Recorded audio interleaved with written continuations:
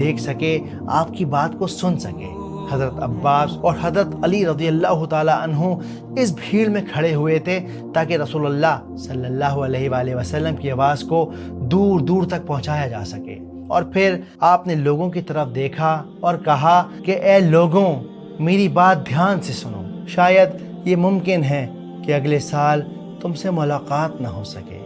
رسول اللہ صلی اللہ علیہ وآلہ وسلم کی اس بات نے لوگوں کو حیرانی میں ڈال دیا۔ حضور نے ایسا کیوں کہا؟ کیا یہ کسی بڑی بات کا اشارہ ہے؟ اس کا کیا مطلب؟ رسول اللہ کیا کہہ رہے ہیں؟ اور پھر آپ نے فرمایا کہ اے لوگوں، کسی کا دل نہ دکھاؤ، نہ کسی مظلوم کا مال کھاؤ، اور جو غریب ہیں انہیں وہی کھلاؤ جو خود کھاتے ہو، اور بیعت سے دور رہو، اور یاد رکھو کہ ہر مسلمان دوسرے مسلمان کا بھائی ہے، اور ایک دوسرے کی جان، مال اور عزت کی حفاظت کرو۔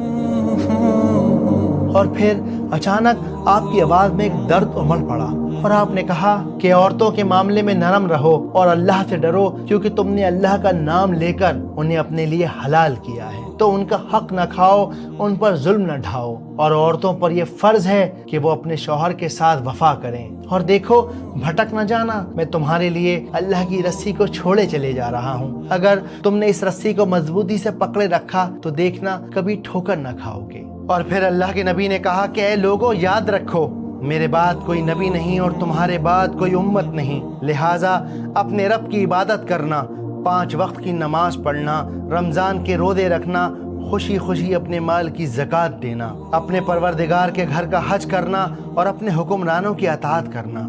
ایسا کرو گے تو تم اپنے پروردگار کی جنت میں داخل ہوگے۔ اور پھر رسول اللہ صلی اللہ علیہ وآلہ وسلم نے لوگوں کے اس ہجوم پر ایک نگاہ ڈالی، ان سب سے پوچھا کہ ایک روز تم سے میرے بارے میں سوال کیا جائے گا، بتاؤ کہ تم اس دن کیا جواب دو گے؟ وہ ساری آوازیں، وہ انسانوں کا سارا سمندر ایک ساتھ بول پڑا، یا رسول اللہ، ہم اس بات کی گواہی دیتے ہیں کہ آپ نے اللہ کا پیغام ہم تک پہنچا دیا۔ اس جواب کو سننے کے بعد نبی پاک نے شہادت کی انگلی آسمان کی طرف اٹھائی اور کہا کہ اے اللہ تو گواہ رہنا، اے اللہ تو گواہ رہنا، اے اللہ تو گواہ رہنا۔ لبیک اللہم لبیک۔ اور پھر رسول اللہ صلی اللہ علیہ وآلہ